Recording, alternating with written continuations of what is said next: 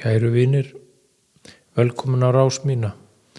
Ég er Ragnar Viktor og í dag ætla ég að lesa upp úr einni af bókum mínum. Bókin heitir Viska til frelsis og kaflinn heitir Fjölskyldan og heimilið.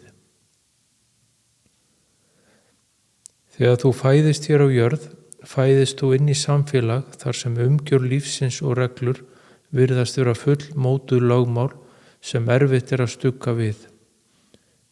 Hinn hefðbundna lífsleið fólks er mótuð og skipulögð frá vöggu til grafar. Barnið byrjar lærdóm sinn, fyrst kemur leikskólinn, síðar grunnskólinn og framhaldsskólinn ef fólk heldur áfram á þeirri braut, allt eftir því hver áhugi hvers og eins liggur. Flestir stofna til sambúðar með annarri manneskju og koma sér upp heimili sem er miðpunktur lífsins. Að skólaloknum tekur við starfsferill sem er afar ólíkur frá manni til manns. Að lokum taka efri árin við og eyða margir síðustu árum sínum á stofnunum, þó svo að margir búi á heimilum sínum til æviloka.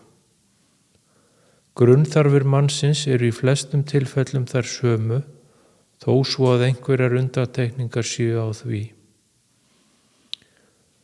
Það sem er sýnilegt fólki eru stofnanir af ýmsum toga, leikskólar, skólar á öllum stigum, heilbrigðisstofnanir, yfirvöld, fjármálafyrirtæki, skatturinn, trúfélög, svo eitthvað sé nefnt.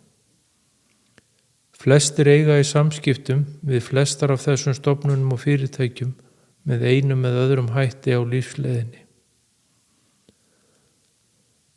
Fyrir þá sem komnir eru á fullorðins ár, þá er það ærið verkefni að halda utan um heimilið og fjölskyldulífinu og að halda fjölskyldulífinu gangandi og sinna starfi sínu.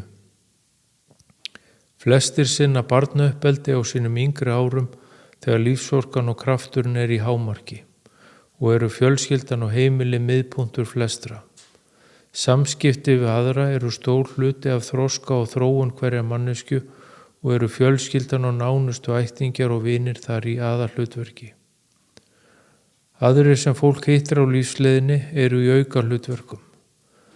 Margir gleyma sjálfum sér og að rækta og hlúa sjálfum sér í hinu daglega amstri hversdagsins, því það getur verið æriverkefni að sjá og reka heimili og halda utan um fjölskyldu sína ættingja og vini á sama tíma.